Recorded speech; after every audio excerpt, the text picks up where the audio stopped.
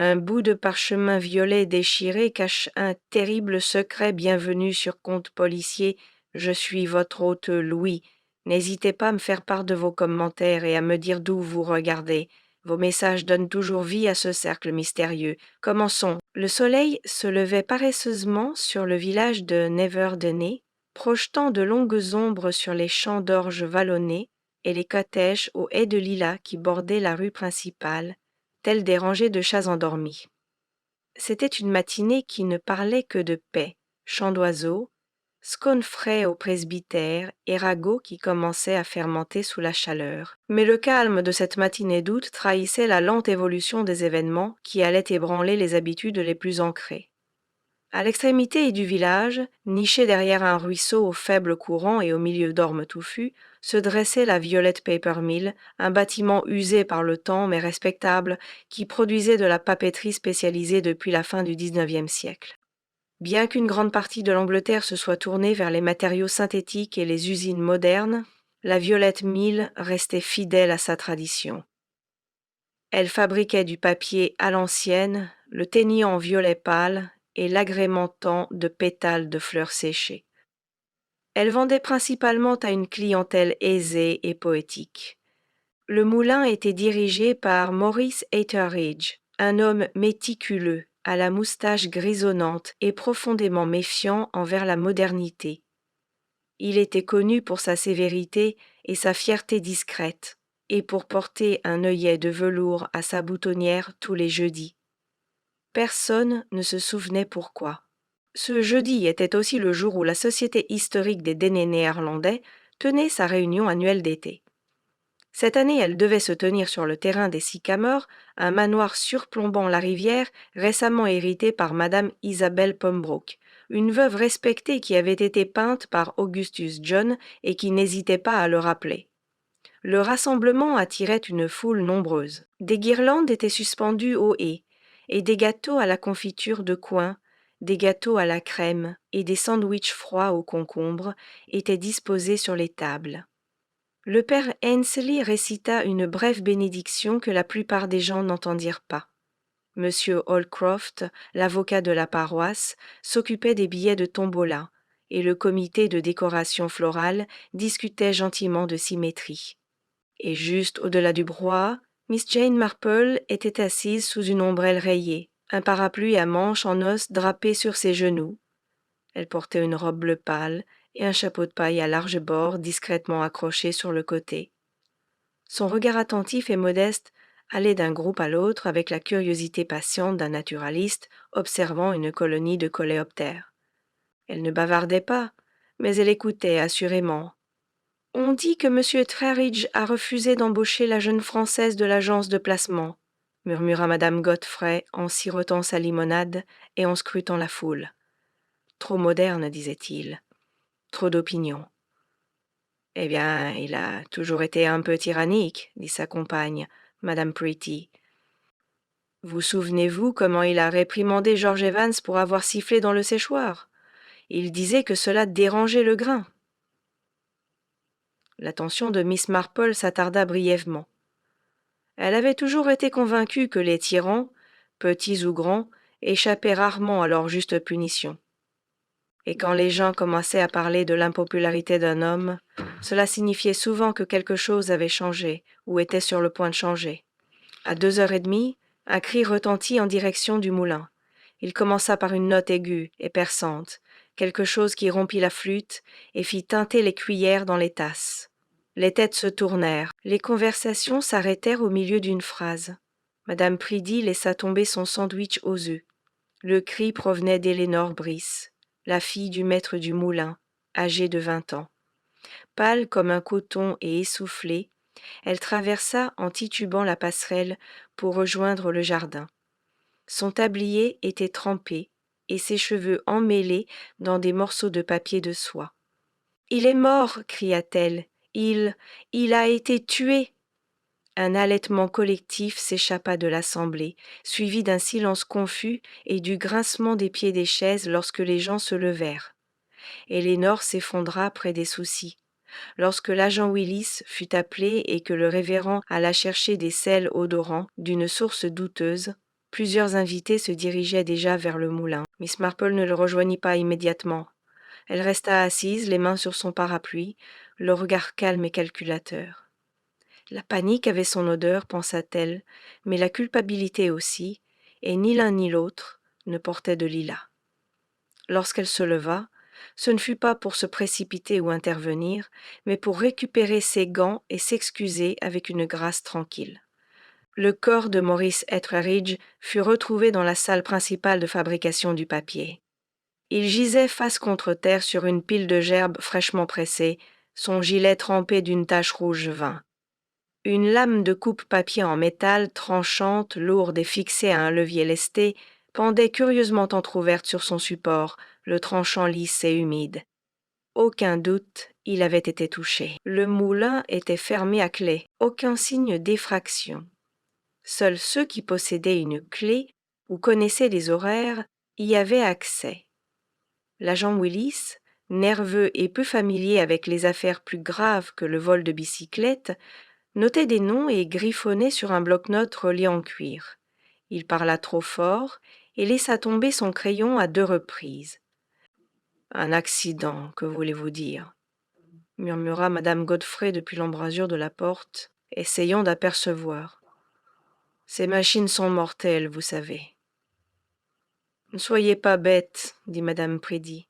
« Il était très strict sur la sécurité, et personne ne l'a jamais vu utiliser la cisaille lui-même. Il disait que c'était indigne de lui. » Miss Marple se tenait juste devant la porte, regardant non pas le corps, mais les taches sur le sol. L'une d'elles présentait un motif étrange, oblique, comme si elle avait été frappée plutôt que tombée. « Une chose horrible, » murmura le docteur Lazenby en ajustant ses lunettes en s'approchant. Il n'est parti qu'1 heure. Un traumatisme contondant. Un seul coup, instantanément. « Et la cisaille ?» demanda Miss Marple à voix basse. « Toujours occupée. Il aurait fallu quelqu'un de fort ou de précis, dit-elle d'un ton évasif.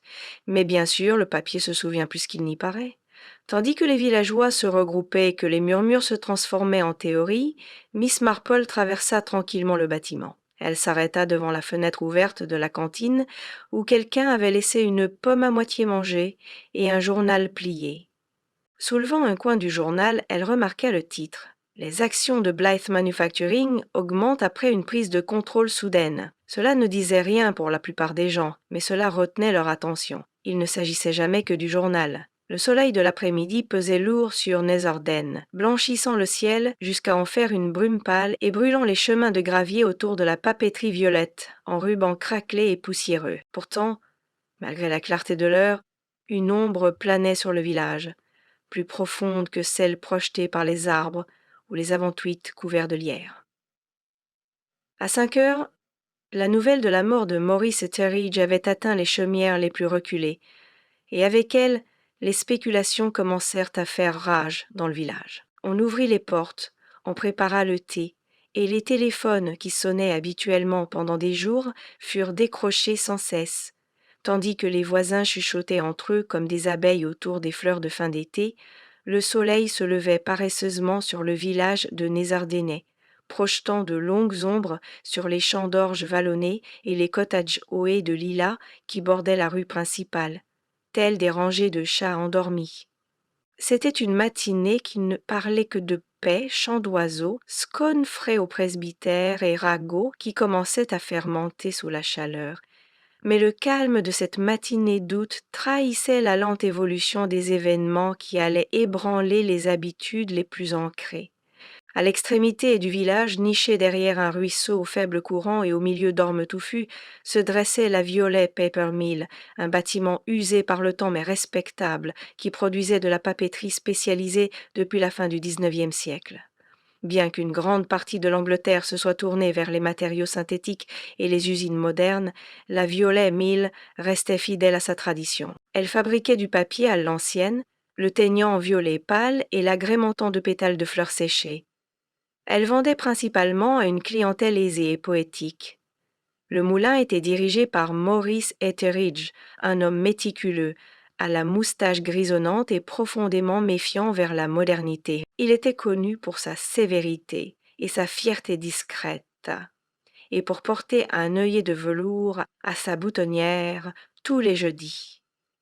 Personne ne se souvenait pourquoi. Ce jeudi était aussi le jour où la Société historique des Dénés néerlandais tenait sa réunion annuelle d'été. Cette année, elle devait se tenir sur le terrain des Sycamores, un manoir surplombant la rivière, récemment hérité par madame Isabelle Pembroke, une veuve respectée qui avait été peinte par Augustus John et qui n'hésitait pas à le rappeler. Le rassemblement attirait une foule nombreuse, des guirlandes étaient suspendues aux haies, et des gâteaux à la confiture de coin, des gâteaux à la crème et des sandwichs froids aux concombres étaient disposés sur les tables. Le père Hensley récita une brève bénédiction que la plupart des gens n'entendirent pas. M. Holcroft, l'avocat de la paroisse, s'occupait des billets de tombola, et le comité de décoration florale discutait gentiment de symétrie. Et juste au-delà du brouhaha, Miss Jane Marple était assise sous une ombrelle rayée, un parapluie à manches en os, drapé sur ses genoux. Elle portait une robe bleu pâle et un chapeau de paille à larges bords discrètement accroché sur le côté. Son regard attentif et modeste allait d'un groupe à l'autre avec la curiosité patiente d'un naturaliste observant une colonie de coléoptères. Elle ne bavardait pas, mais elle écoutait assurément. On dit que M. Ettredge a refusé d'embaucher la jeune Française de l'agence de placement, murmura Madame Godfrey en sirotant sa limonade et en scrutant la foule. Trop moderne, disait-il, trop d'opinion. Eh bien, il a toujours été un peu tyrannique, dit sa compagne, Madame Brady. Vous souvenez-vous comment il a réprimandé George Evans pour avoir sifflé dans le séchoir. Il disait que cela dérangeait le grain. L'attention de Miss Marple s'attarda brièvement. Elle avait toujours été convaincue que les tyrans, petits ou grands, échappaient rarement à leur juste punition, et quand les gens commençaient à parler de l'impopularité d'un homme, cela signifiait souvent que quelque chose avait changé ou était sur le point de changer. À 2h30, un cri retentit en direction du moulin. Il commença par une note aiguë et perçante, quelque chose qui rompit la flûte et fit tinter les cuillères dans les tasses. Les têtes se tournèrent. Les conversations s'arrêtèrent au milieu d'une phrase. Madame Brady laissa tomber son sandwich aux œufs. Le cri provenait d'Elénore Brice, la fille du maître du moulin, âgée de 20 ans. Pâle comme un coton et essoufflée, elle traversa en titubant la passerelle pour rejoindre le jardin. Son tablier était trempé, et ses cheveux emmêlés dans des morceaux de papier de soie. « Il est mort !» cria-t-elle. « Il a été tué !» Un halètement collectif s'échappa de l'assemblée, suivi d'un silence confus et du grincement des pieds des chaises, lorsque les gens se levèrent. Elénore s'effondra près des soucis. Lorsque l'agent Willis fut appelé et que le révérend alla chercher des sels odorants d'une source douteuse, plusieurs invités se dirigeaient déjà vers le moulin. Miss Marple ne les rejoignit pas immédiatement. Elle resta assise, les mains sur son parapluie, le regard calme et calculateur. La panique avait son odeur, pensa-t-elle, mais la culpabilité aussi, et ni l'un ni l'autre ne portait de lilas. Lorsqu'elle se leva, ce ne fut pas pour se précipiter ou intervenir, mais pour récupérer ses gants et s'excuser avec une grâce tranquille. Le corps de Maurice Etheridge fut retrouvé dans la salle principale de fabrication du papier. Il gisait face contre terre sur une pile de gerbes fraîchement pressées, son gilet trempé d'une tache rouge vin. Une lame de coupe-papier en métal, tranchante, lourde et fixée à un levier lesté, pendait curieusement entr'ouverte sur son support, le tranchant lisse et humide. Aucun doute il avait été touché. Le moulin était fermé à clé. Aucun signe d'effraction. Seuls ceux qui possédaient une clé ou connaissaient les horaires y avaient accès. L'agent Willis, nerveux et peu familier avec les affaires plus graves que le vol de bicyclette, notait des noms et griffonnait sur un bloc-notes relié en cuir. Il parla trop fort et laissa tomber son crayon à 2 reprises. « Un accident, que voulez-vous dire » murmura madame Godfrey depuis l'embrasure de la porte, essayant d'apercevoir Ces machines sont mortelles, vous savez. Ne soyez pas bête, dit madame Prédy. Il était très strict sur la sécurité, et personne ne l'a jamais vu utiliser la cisaille lui-même. Il disait que c'était indigne de lui. Miss Marple se tenait juste devant la porte, regardant non pas le corps, mais les taches sur le sol. L'une d'elles présentait un motif étrange, oblique, comme si elle avait été frappée plutôt que tombée. Une chose horrible, murmura le docteur Lazenby en ajustant ses lunettes en s'approchant. Il n'est parti qu'une heure. Un traumatisme contondant. Un seul coup. Instantanément. Et la cisaille demanda Miss Marple à voix basse. Toujours occupée. Il aurait fallu quelqu'un de fort ou de précis. Dit-elle d'un ton évasif. Mais bien sûr, le papier se souvient plus qu'il n'y paraît. Tandis que les villageois se regroupaient et que les murmures se transformaient en théories, Miss Marple traversa tranquillement le bâtiment. Elle s'arrêta devant la fenêtre ouverte de la cantine où quelqu'un avait laissé une pomme à moitié mangée et un journal plié. Soulevant un coin du journal, elle remarqua le titre « Les actions de Blythe Manufacturing augmentent après une prise de contrôle soudaine ». Cela ne disait rien pour la plupart des gens, mais cela retenait leur attention. Il ne s'agissait jamais que du journal. Le soleil de l'après-midi pesait lourd sur Netherden, blanchissant le ciel jusqu'à en faire une brume pâle et brûlant les chemins de gravier autour de la papeterie violette en rubans craquelés et poussiéreux. Pourtant, malgré la clarté de l'heure, une ombre planait sur le village, plus profonde que celle projetée par les arbres ou les avantiites couverts de lierre. À 5 heures, la nouvelle de la mort de Maurice Etheridge avait atteint les chaumières les plus reculées, et avec elle, les spéculations commencèrent à faire rage dans le village. On ouvrit les portes, on prépara le thé, et les téléphones qui sonnaient habituellement pendant des jours furent décrochés sans cesse, tandis que les voisins chuchotaient entre eux comme des abeilles autour des fleurs de fin d'été.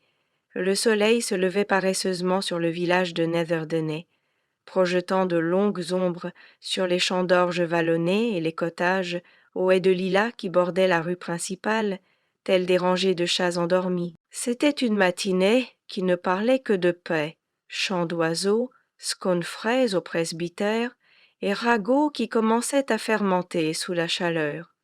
Mais le calme de cette matinée d'août trahissait la lente évolution des événements qui allaient ébranler les habitudes les plus ancrées. À l'extrémité est du village, niché derrière un ruisseau au faible courant et au milieu d'ormes touffus, se dressait la Violet Paper Mill, un bâtiment usé par le temps mais respectable qui produisait de la papeterie spécialisée depuis la fin du XIXe siècle. Bien qu'une grande partie de l'Angleterre se soit tournée vers les matériaux synthétiques et les usines modernes, la Violet Mill restait fidèle à sa tradition. Elle fabriquait du papier à l'ancienne, le teignant en violet pâle et l'agrémentant de pétales de fleurs séchées. Elle vendait principalement à une clientèle aisée et poétique. Le moulin était dirigé par Maurice Etheridge, un homme méticuleux, à la moustache grisonnante et profondément méfiant envers la modernité. Il était connu pour sa sévérité et sa fierté discrète, et pour porter un œillet de velours à sa boutonnière tous les jeudis. Personne ne se souvenait pourquoi. Ce jeudi était aussi le jour où la Société historique des Dénés néerlandais tenait sa réunion annuelle d'été. Cette année, elle devait se tenir sur le terrain des Sycamores, un manoir surplombant la rivière, récemment hérité par Madame Isabelle Pembroke, une veuve respectée qui avait été peinte par Augustus John et qui n'hésitait pas à le rappeler. Le rassemblement attirait une foule nombreuse. Des guirlandes étaient suspendues aux haies, et des gâteaux à la confiture de coin, des gâteaux à la crème et des sandwichs froids aux concombres étaient disposés sur les tables. Le père Hanzé récita une brève bénédiction que la plupart des gens n'entendirent pas. Monsieur Holcroft, l'avocat de la paroisse, s'occupait des billets de tombola, et le comité de décoration florale discutait gentiment de symétrie. Et, juste au-delà du brouhaha, Miss Jane Marple était assise sous une ombrelle rayée, un parapluie à manches en os drapé sur ses genoux. Elle portait une robe bleu pâle et un chapeau de paille à larges bords, discrètement accroché sur le côté. Son regard attentif et modeste allait d'un groupe à l'autre avec la curiosité patiente d'un naturaliste observant une colonie de coléoptères. Elle ne bavardait pas, mais elle écoutait assurément. On dit que M. Etheridge a refusé d'embaucher la jeune Française de l'agence de placement, murmura Madame Godfrey en sirotant sa limonade et en scrutant la foule. Trop moderne, disait-il. Trop d'opinion. Eh bien, il a toujours été un peu tyrannique, dit sa compagne Madame Pretty. Vous souvenez-vous comment il a réprimandé George Evans pour avoir sifflé dans le séchoir? Il disait que cela dérangeait le grain. L'attention de Miss Marple s'attarda brièvement.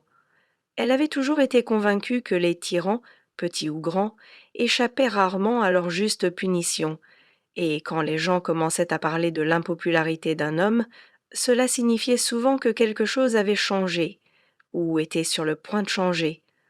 À 2h30, un cri retentit en direction du moulin. Il commença par une note aiguë et perçante, quelque chose qui rompit la flûte et fit tinter les cuillères dans les tasses. Les têtes se tournèrent, les conversations s'arrêtèrent au milieu d'une phrase. Madame Priddy laissa tomber son sandwich aux œufs. Le cri provenait d'Elanor Brice, la fille du maître du moulin, âgée de 20 ans. Pâle comme un coton et essoufflée, elle traversa en titubant la passerelle pour rejoindre le jardin. Son tablier était trempé et ses cheveux emmêlés dans des morceaux de papier de soie. « Il est mort !» cria-t-elle. « Il a été tué !» Un halètement collectif s'échappa de l'assemblée, suivi d'un silence confus et du grincement des pieds des chaises lorsque les gens se levèrent, et Léor s'effondra près des soucis. Lorsque l'agent Willis fut appelé et que le révérend alla chercher des sels odorants d'une source douteuse, plusieurs invités se dirigeaient déjà vers le moulin. Miss Marple ne les rejoignit pas immédiatement. Elle resta assise, les mains sur son parapluie, le regard calme et calculateur. La panique avait son odeur, pensa-t-elle, mais la culpabilité aussi, et ni l'un ni l'autre ne portait de lilas. Lorsqu'elle se leva, ce ne fut pas pour se précipiter ou intervenir, mais pour récupérer ses gants et s'excuser avec une grâce tranquille. Le corps de Maurice Etheridge fut retrouvé dans la salle principale de fabrication du papier.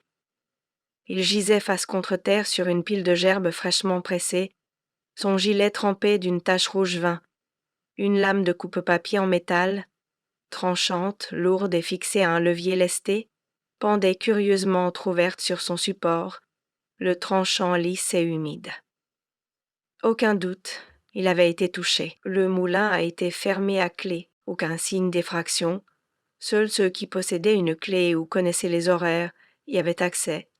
L'agent Willis, nerveux et peu familier avec les affaires plus graves que le vol de bicyclette, notait des noms et griffonnait sur un bloc-notes relié en cuir.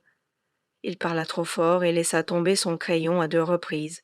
« Un accident, que voulez-vous dire ?» murmura Madame Godfrey depuis l'embrasure de la porte, essayant d'apercevoir. « Ces machines sont mortelles, vous savez. »« Ne soyez pas bête, » dit Madame Priddy. « Il était très strict sur la sécurité, et personne ne l'a jamais vu utiliser la cisaille lui-même. Il disait que c'était indigne de lui. » Miss Marple se tenait juste devant la porte, regardant non pas le corps, mais les taches sur le sol. L'une d'elles présentait un motif étrange, oblique, comme si elle avait été frappée plutôt que tombée. « Une chose horrible !» murmura le docteur Lazenby en ajustant ses lunettes en s'approchant. « Il n'est parti qu'1 heure. Un traumatisme contondant. Un seul coup, instantanément. » « Et la cisaille ?»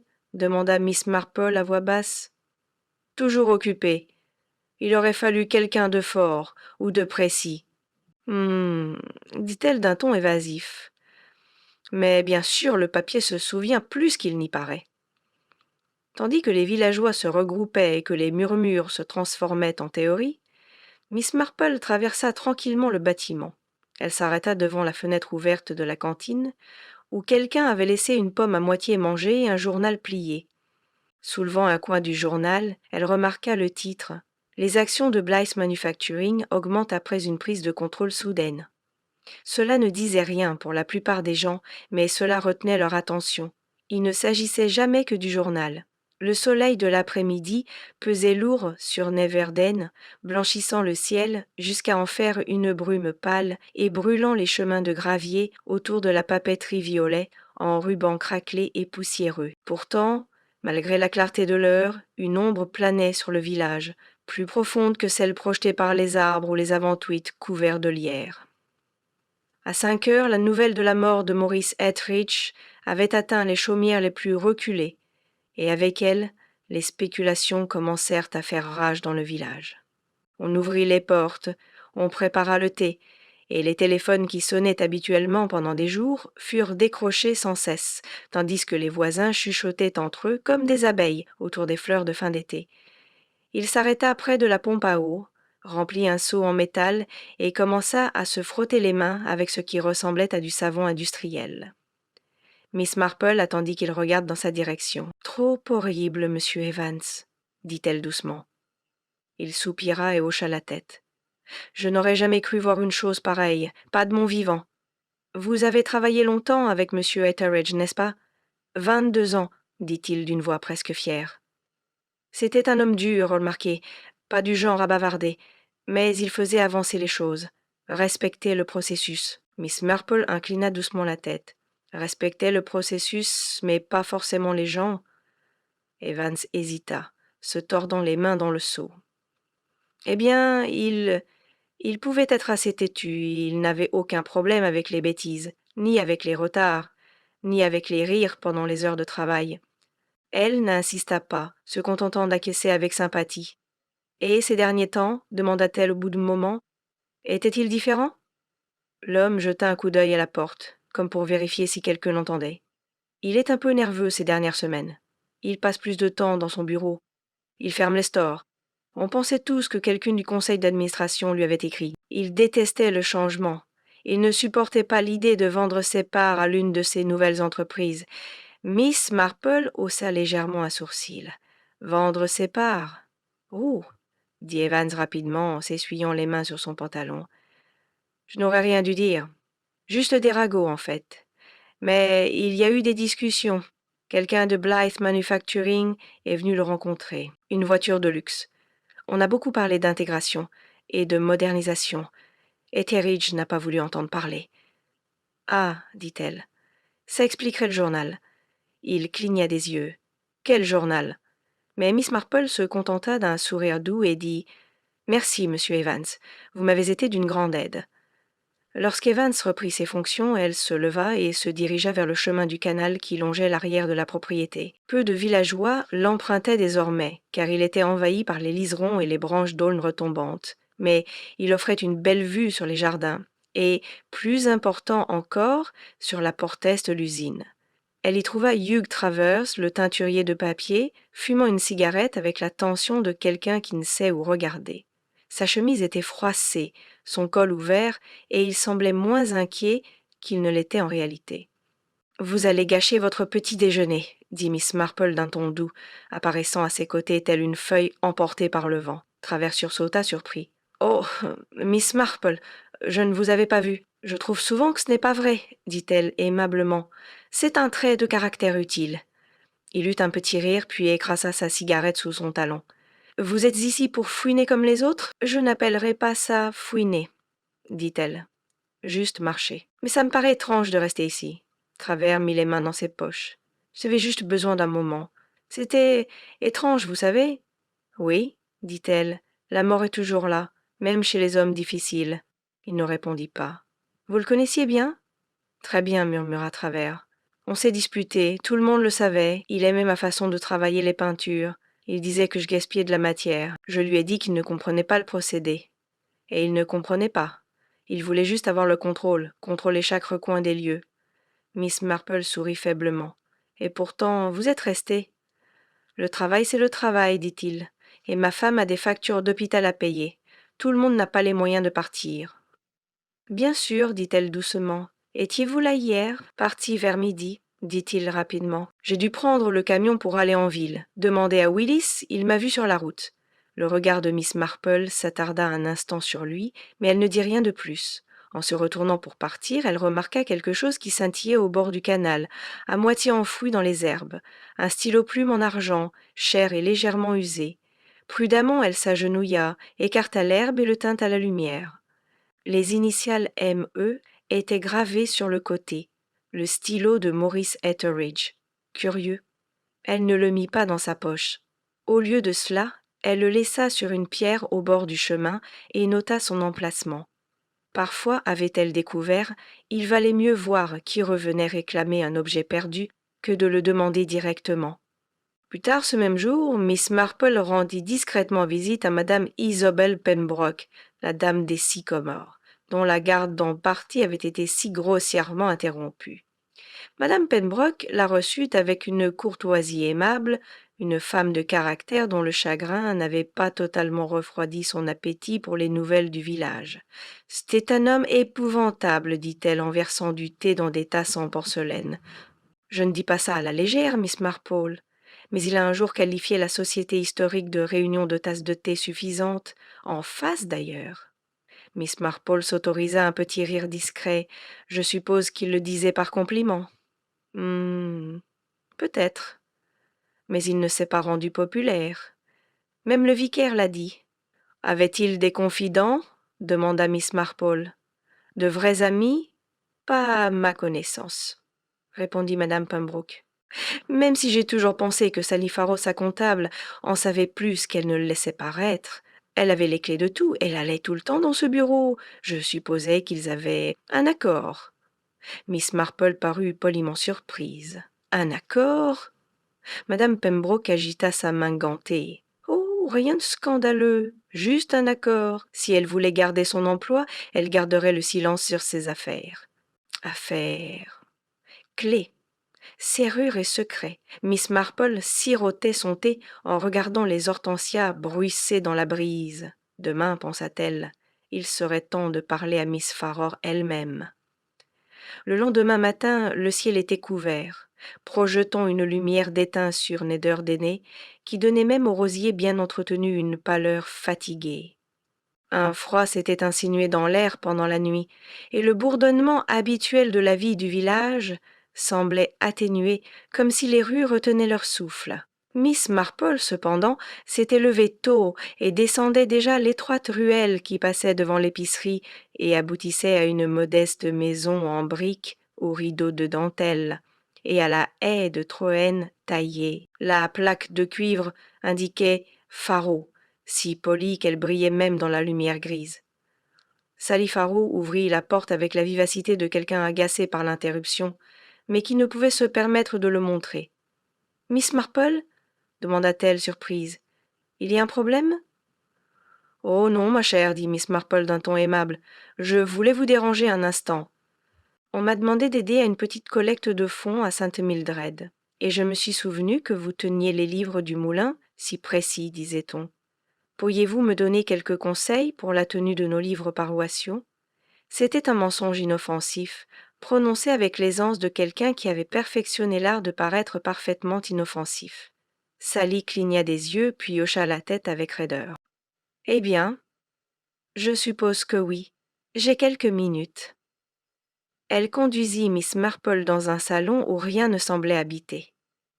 Les coussins étaient moelleux mais intacts, la cheminée parfaitement symétrique, et pas une seule photo en vue.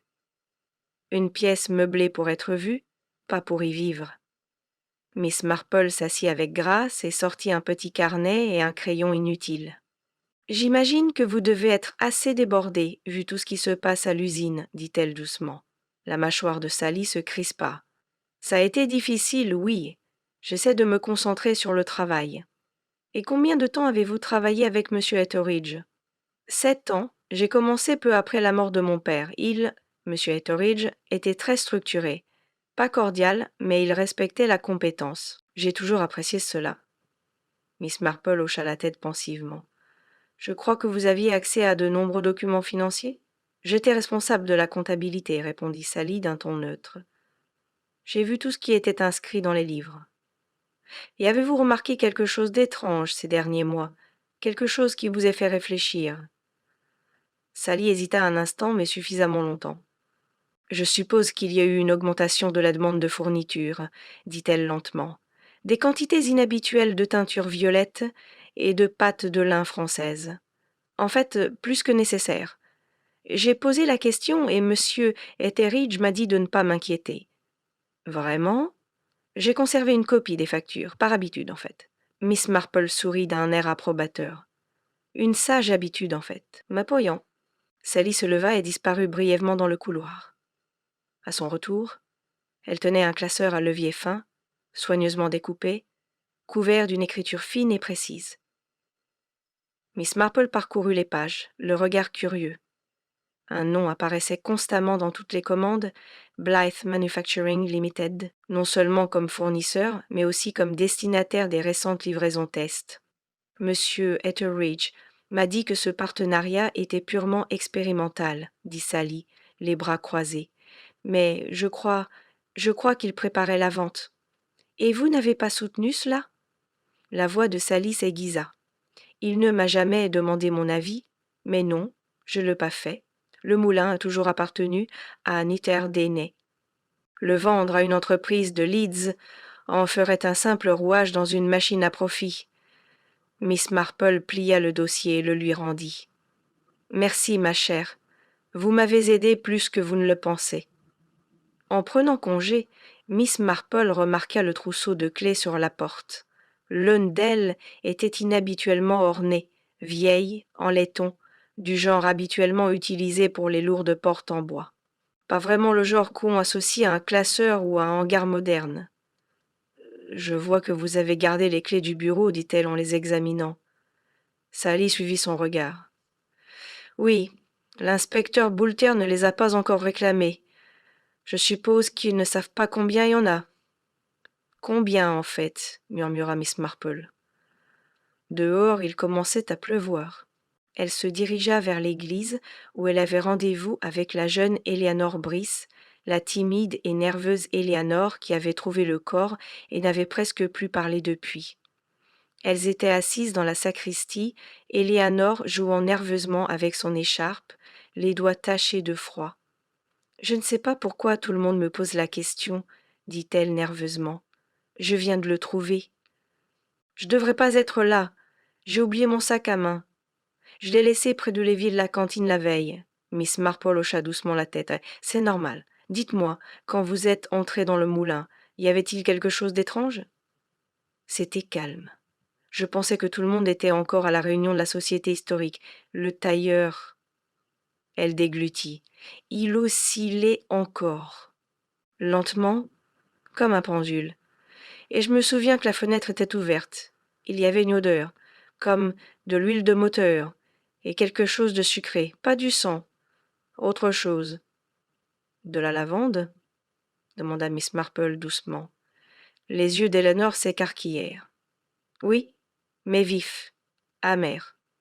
Miss Marple se pencha légèrement en avant. Et quand vous avez trouvé M. Etheridge, avez-vous vu quelque chose près de lui? Peut-être quelque chose qui était tombé? Elinor secoua la tête. Juste un buvard, un de ses papiers habituels, il gisait par terre. Il avait une forme étrange, comme si quelqu'un avait appuyé la main dessus, mais l'encre n'était pas encore sèche. Cela donna matière à réflexion à Miss Marple. Merci, Elinor. Vous avez été très courageuse. Elle quitta l'église tandis qu'une théorie se dessinait, pas encore finalisée, mais déjà telle la vague esquisse d'un motif sous du papier calque. Elle rentra brièvement chez elle, boire une tasse de thé et changer de chaussures. La boue du chemin du canal avait laissé de légères taches sur le bas de sa jupe, et dans l'après-midi, elle retourna au moulin, où l'inspecteur Boulter s'arrêta près du Hof. Il parut impatient en la voyant. « Miss Marple, je suppose que vous êtes venue proposer une autre théorie ?»« Pas tout à fait, dit-elle doucement. Juste pour te rendre ceci. » Elle sortit de son sac à main le porte-plume en argent, encore poli et dont les initiales étaient clairement reconnaissables. Boulter haussa un sourcil. « Où l'as-tu trouvé ?»« Sur la berge du canal, répondit-elle. Un endroit étrange pour écrire pour M. Etheridge. » Boulter fronça les sourcils. « Non, son journal a été retrouvé dans son bureau. Il a dû tomber plus tôt. » Dit Miss Marple sans s'y engager. Étrange qu'aucune encre n'ait été enterrée. Elle se retourna et regarda la façade de l'usine. Ses yeux se plissèrent légèrement. Quelque chose sur les fenêtres, un motif qui ne correspondait pas. Les rideaux du bureau de comptabilité étaient tirés, mais pas tout à fait. Un étroit triangle de verre était visible, juste assez pour voir si quelqu'un regardait.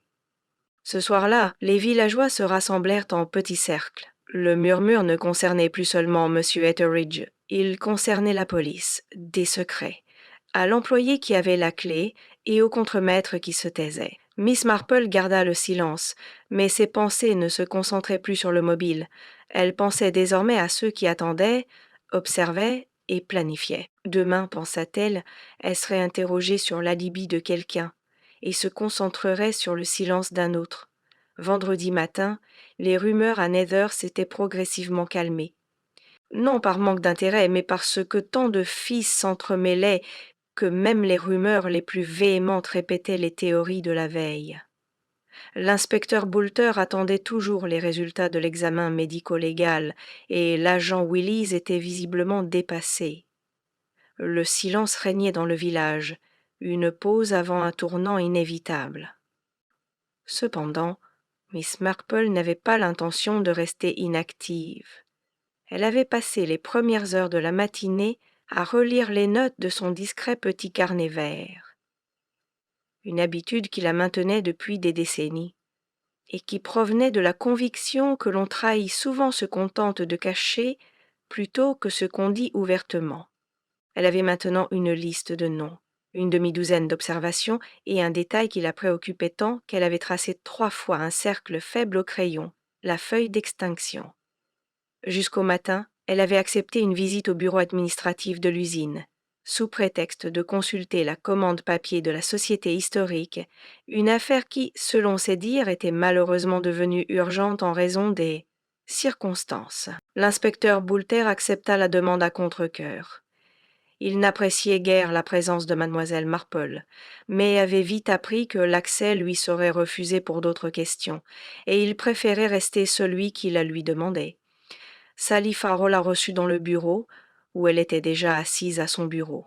Des dossiers empilés d'un côté et de l'autre une tasse de thé vide dangereusement posée dans un coin. « Merci de m'avoir reçue, dit mademoiselle Marple chaleureusement en ôtant ses gants. Je comprends que la semaine ait été difficile. Sally hocha la tête, mais ne sourit pas. Son chemisier était repassé, ses cheveux impeccables, mais ses yeux étaient cernés par la fatigue. « Si ce n'est que le bon de commande, il est dans le placard, » dit-elle en se levant. « Deuxième tiroir, à gauche. » Miss Marple se dirigea vers le classeur et l'ouvrit lentement. Ses doigts glissèrent sur les dossiers et s'arrêtèrent de temps à autre, non par incertitude, mais par réflexion. Finalement, elle en sortit un étroit dossier portant l'inscription « Commande spéciale Marzoutou ». C'était plus que nécessaire. Mais elle savait que dans de tels dossiers, on rangeait souvent plus que des papiers, des notes, des reçus, voire de petits messages personnels pliés à la hâte. « Puis-je m'asseoir » demanda-t-elle. Sally désigna vaguement la chaise. « Bien sûr !» Miss Marple posa le dossier sur le bureau et l'ouvrit. Les commandes étaient dactylographiées proprement, avec les informations de quantité et de prix sur la tranche. Son regard tomba sur un morceau de papier détaché au dos de la couverture, une simple feuille avec des notes au crayon. Elle ne dit rien en le lisant, mais un léger tressaillement au coin de sa bouche trahit son intérêt. « Tout cela est-il accompli » demanda-t-elle nonchalamment. « À ma connaissance, répondit Sally. Monsieur Etheridge s'occupait personnellement du comte Blythe. Mademoiselle Marple hocha la tête. « Oh oui, le rapport Blythe. Il arrive assez souvent. » Sally hésita. Il ne voulait pas que tout soit enregistré, seulement le volume, pas les détails. Un homme qui préférait les secrets. Sally détourna le regard. Il disait qu'une transparence totale rendait l'entreprise vulnérable. Mademoiselle Marple replia le dossier et le reposa sur le bureau. Étrange philosophie pour quelqu'un qui travaille avec du papier. Après tout, le papier révèle bien plus qu'il ne cache. Elle se leva et fit demi-tour, mais s'arrêta à la porte. « Oh, et le Lochblatt dont mademoiselle Brice a parlé, est-il toujours là » Sally cligna des yeux. Il devrait l'être aussi. À moins que l'inspecteur ne l'ait pris. Il était au fond de la salle de pulpe. Je l'ai vu là. Dit mademoiselle Marple doucement. Il pourrait être plus révélateur que la plupart ne le pensent.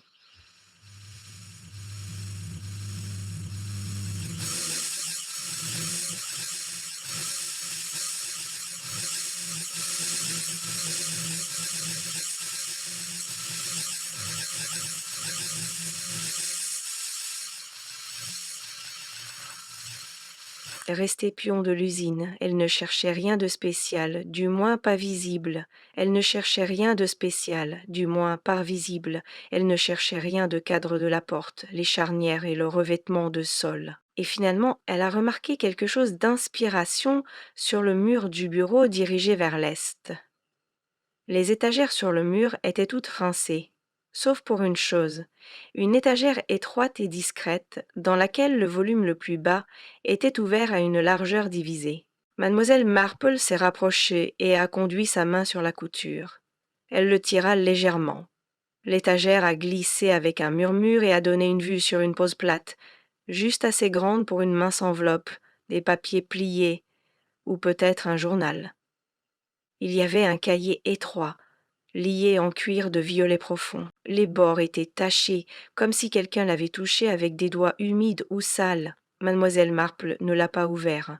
Elle est juste sortie et l'a remis à la gendarme Willis, qui est venue avec son pas incertain habituel.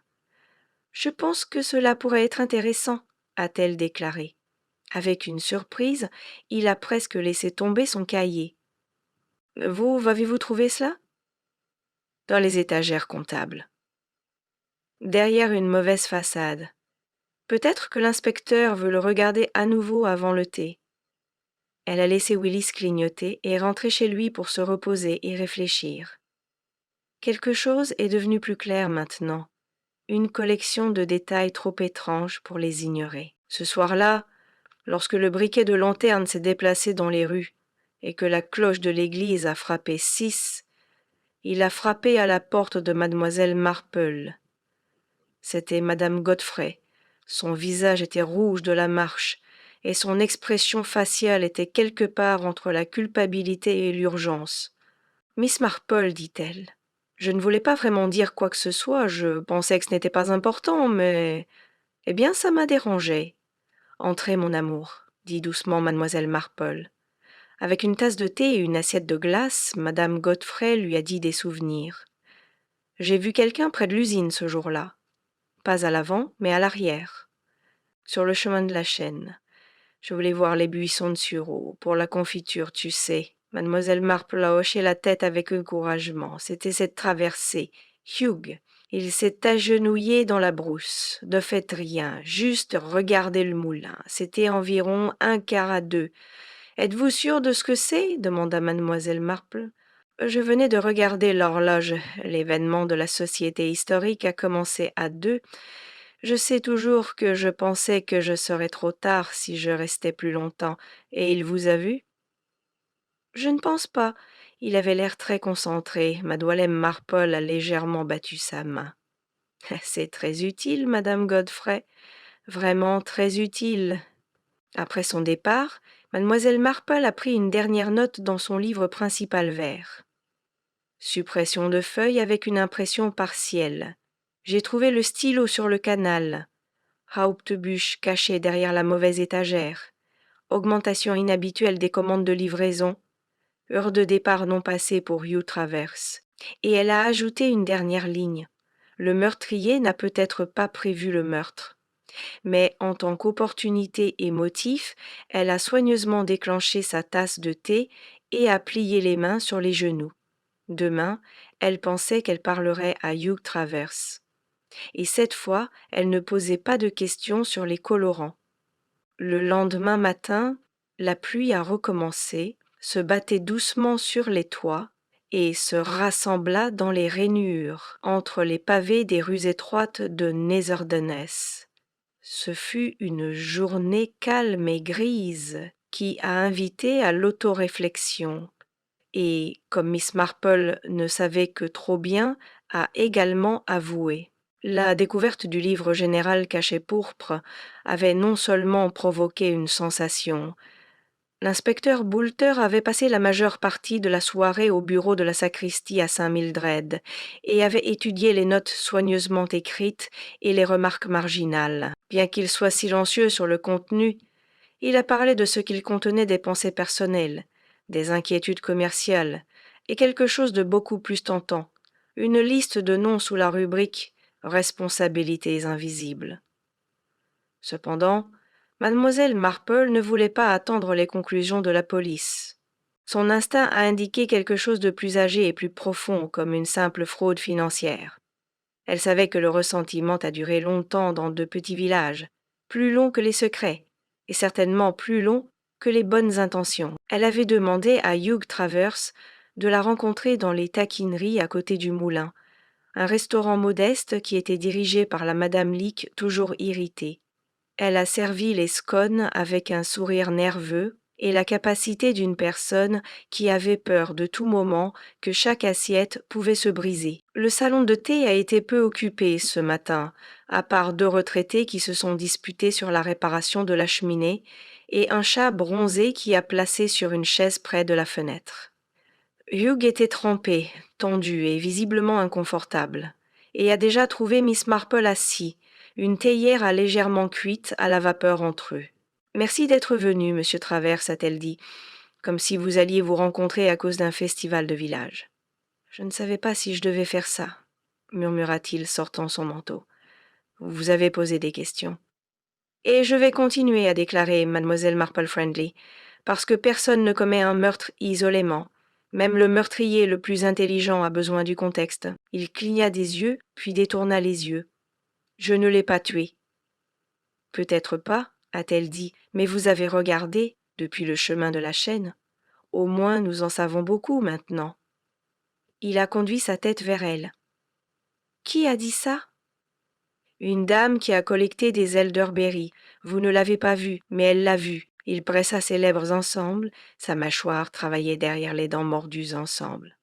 Finalement, il excita et s'effondra légèrement en avant. « Je pensais juste, seulement, je l'ai toujours regardé. Je l'ai toujours fait quand il me fâcha. Sortez. Rock, reconnaissez comment il a ruiné la vie sans remuer de doigts. Et ce jour-là, il m'a dit que l'assurance maladie de ma femme ne serait pas étendue dans le cadre du nouvel accord. C'est trop cher. Elle avait déjà 2 opérations. Il savait ce que cela signifiait, et il s'en fichait. L'expression faciale de mademoiselle Marple n'a pas changé, mais sa voix est devenue plus douce. En effet, c'est cruel. Mais malheureusement, la cruauté n'est pas un crime. « Je ne l'ai pas touché, » a déclaré Travers en colère. « Mais j'y ai pensé. Je l'admets. »« Êtes-vous entré dans le moulin après ?»« Non, mademoiselle Marple a donné du thé avec une main calme. »« Et qui avez-vous vu ?»« Je ne voyais pas son visage, seulement la forme, une femme, mineuse, pas, manteau plus sombre, pourrait être Sally. » Ou celui qui a postulé la semaine dernière, comment a-t-elle appelé ? Fräulein Camille Desrosiers. C'est-à-dire 9. Travers avait l'air vraiment confus. Mais merci, a-t-elle ajouté. Ils ont été très serviables. Elle l'a laissé partir avec une sensation sans endommagement, puis est rentrée chez elle pour vérifier la liste des incohérences qui deviendront plus longtemps. Camille avait été exclue en raison des horaires de train. Travers, en colère et incinère à propos de son whereabouts, il ne lui avait pas fait le noir. Une autre femme, un aiseur d'année qui avait une préférence pour la laine noire élégante, Isabelle Pembroke, dérange, a déclaré mademoiselle Marple. Pas du tout. Bien que je suppose que je devrais demander. Suis-je suspecte maintenant ? Miss Marple lui sourit en retour. Tout le monde laisse à un moment donné. C'est comme ça. Mais j'ai une dernière question. Avez-vous rencontré M. Etterwich pour affaire ? Pas vraiment, dit madame Pembroke avec un sourire narquois. Nous nous détestions. Une fois, il a voulu me faire payer le double pour une commande spéciale de papeterie. Il a prétendu que j'étais trop exigeante. Je lui ai dit qu'il était trop provincial. Mais vous avez bien passé commande? Oui, en mars dernier, du parchemin violet pailleté d'or. Il est arrivé en retard et sentait la térébenthine. J'ai refusé de l'accepter. Il ne me l'a jamais pardonné. Et après, nous ne nous sommes plus parlé, sauf pour nous fusiller du regard lors de réceptions communautaires. Je ne voulais pas parler de cet homme. Même pas pour le confronter? Madame Pembroke leva brusquement les yeux. Absolument pas. Le regard de Miss Marple se posa sur les mains gantées de la femme, en daim pâle mais légèrement tachées au bout des doigts. C'est une période inhabituelle pour les gants, dit-elle aimablement. Je viens de me faire circoncire, répondit madame Pembroke un peu trop vite. Vous savez comme ça déteint. Oui, dit Miss Marple calmement. L'encre aussi? Il y eut un silence. Puis madame Pembroke se leva. Je crois, Miss Marple, que vous avez dépassé la durée de votre visite. Bien sûr, dit-elle avec un hochement de tête. Merci pour le thé. Elle partit avec une plus grande certitude, non pas de culpabilité, mais de dissimulation. De l'encre, des gants, une vieille rancune. Mais le mobile ne suffisait pas. Pas pour un meurtre. Ce soir-là, l'inspecteur Boulter finit par convoquer le conseil à la salle des fêtes et annonça que de nouveaux indices avaient réduit le nombre de suspects et qu'il s'attendait à une arrestation officielle avant le week-end. La salle grouillait d'activité, mais aucun nom n'était mentionné. Miss Marple resta assise au fond, silencieuse, observant. À la fin de la réunion, elle ne se leva pas immédiatement. Elle se dirigea plutôt vers l'allée latérale, où une étroite étagère de buvards et de papier à lettres était laissée sans surveillance. Elle en sortit un et le porta à la lumière. Une très faible trace d'encre violette subsistait. En dessous, à peine visible, se trouvait l'empreinte d'un mot. 2 mots, Pleiss et transfert. Le papier buvard de la salle de pulpe, avait dit Elinor, avait la forme d'une main enfoncée dans l'encre. Elle en était presque certaine maintenant, mais un dernier mystère subsistait. Demain, elle retournerait à l'usine. Seule, un tiroir n'était toujours pas ouvert, et une histoire n'avait toujours pas été testée. Et lorsqu'elle la testa, quelqu'un hésita. Le samedi se leva, et une légère brume plana au-dessus des haies, enveloppant le village d'un voile pâle qui adoucissait les contours et donnait à tout le calme irréel d'une photographie délavée. Le rythme habituel de Netherdeney se poursuivait. Un boulanger sortant des plateaux du four, le facteur sifflant dans le brouillard, mais l'agitation s'était intensifiée. L'usine était toujours fermée, la police était toujours sur place, et Miss Marple, toujours aussi polie et posée, marchait d'un pas plus décidé. À 10 heures, elle approchait déjà de l'annexe arrière de la papeterie Violette. L'agent Willis lui avait tacitement donné l'autorisation de réexaminer quelques reçus paroissiaux, comme elle les appelait. L'agent, appréciant la douce autorité de Miss Marple, hocha la tête avec empressement et la laissa travailler. Elle entra seule dans le bâtiment, ses pas presque silencieux sur le vieux parquet. Une fine couche de poussière de cellulose flottait dans l'air, accrochant la lumière comme de la farine. Elle s'arrêta un instant pour jeter un coup d'œil au mécanisme de coupe-papier, toujours protégé par du ruban adhésif de police, puis entra dans l'étroit bureau attenant au plan de travail principal, celui que M. Etheridge utilisait lorsqu'il n'était pas au service comptabilité.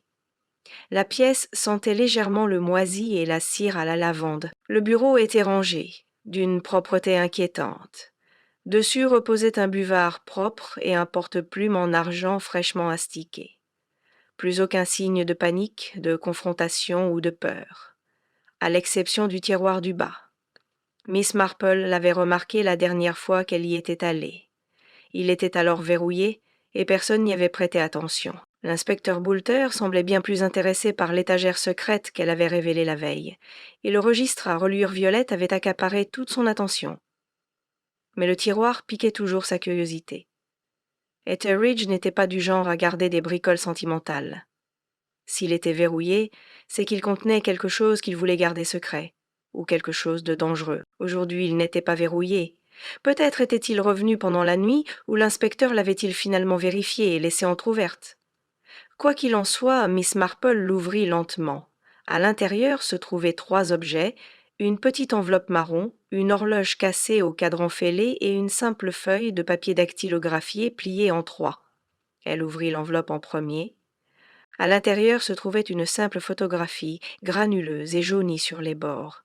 Un homme se tenait debout, la main sur le portail de l'usine, visiblement plus jeune, mais reconnaissable sous le nom d'Etheridge. À côté de lui se tenait Sally Farrow, rayonnante et au sourire indéniable. Miss Marple l'examina attentivement. Le vêtement datait d'au moins 10 ans. Sally n'était guère plus qu'une adolescente, vêtue d'un uniforme d'usine et d'un ruban dans les cheveux. Son expression était ouverte, voire fière. Tout le reste était expliqué dans le mot. C'était une sorte de contrat, un accord informel entre Etheridge et une personne connue sous le nom de F. Il prévoyait une embauche truquée, un faux CV et une clause de confidentialité qui, bien que non juridiquement contraignante, était psychologiquement efficace. En bref, Sally Farrell n'était pas celle qu'elle prétendait être lorsqu'elle avait rejoint l'usine. Elle avait été amenée là sous de faux prétextes, peut-être même pour recueillir des renseignements. Miss Marple replia lentement le papier, son esprit travaillant dans un silence forcé. Chantage? Espionnage industriel? Peut-être, mais ce n'était pas le motif qui retint son attention. C'était la peur. Quoique Etheridge ait découvert ces dernières semaines, trahison ou menace, il avait choisi de le dissimuler, non de le détruire. Elle s'engagea dans le couloir et se tourna brusquement vers la salle des archives. La clé que Sally portait autrefois à sa bague avait également ouvert cette porte.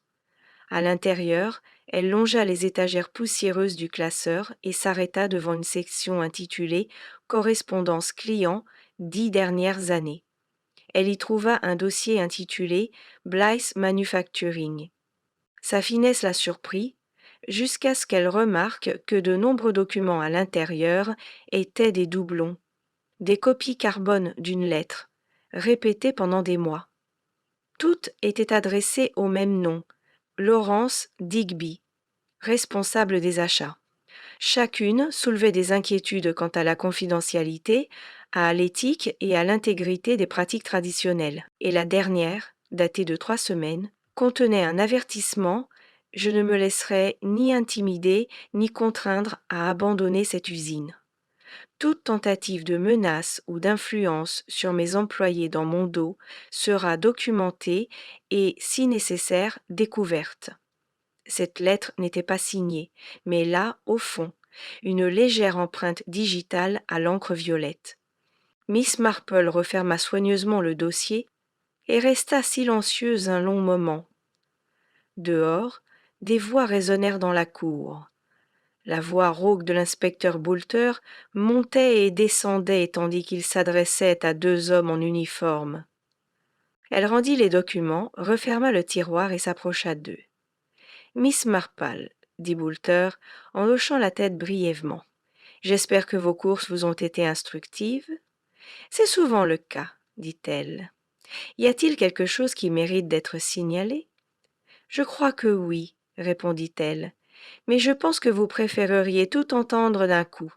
Puis-je suggérer une réunion? Une réunion? Oui, dit-elle, à la salle des fêtes, ce soir. Il me semble que chacun donne sa version de la vérité, mais pas la même. Boulter la fixa du regard, puis il hocha la tête, un peu à contre-cœur. Très bien, 8 heures. Cet après-midi-là, la nouvelle se répandit. Une réunion, une confrontation. Miss Marple avait invité tous ceux qui avaient collaboré étroitement avec Etheridge, Sally Farrow, Hugh Travers, George Evans et Eleanor Bryce. Même Madame Pembroke avait reçu une invitation. Mais Miss Marple prit soin de remettre son invitation manuscrite en personne. Ce soir-là, la salle paroissiale était baignée d'une faible lumière dorée provenant des appliques. Le rideau de scène était tiré, et une table et 6 chaises étaient placées sous le crucifix en bois qui le surplombait silencieusement. Miss Marple se tenait au premier rang, non pas en accusatrice, mais en meneuse discrète.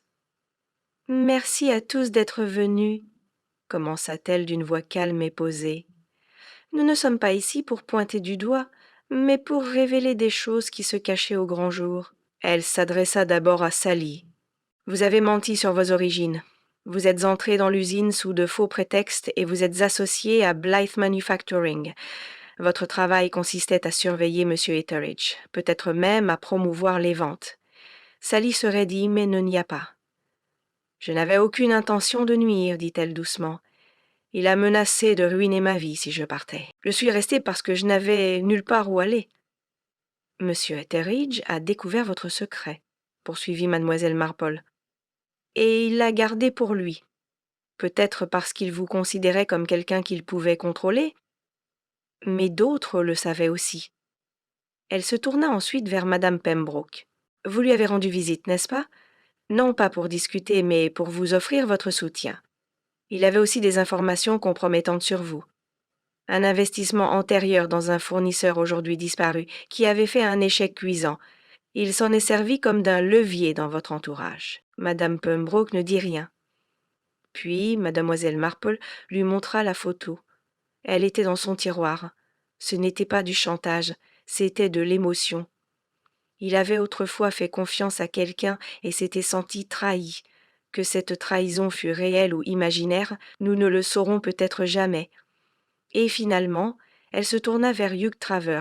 « Vous avez observé ce jour-là, mais vous n'êtes pas entré. La silhouette que vous avez vue et que vous pensiez être Sally n'en était pas une. C'était quelqu'un d'autre. » Elle recula et laissa les mots pénétrer son esprit. « Je pense que le tueur n'a pas agi par calcul, mais par panique, une dispute a tourné à la violence. La lame s'est avérée utile. Mais le plan est venu plus tard, après le crime. Elle n'a pas prononcé le nom. Pas encore.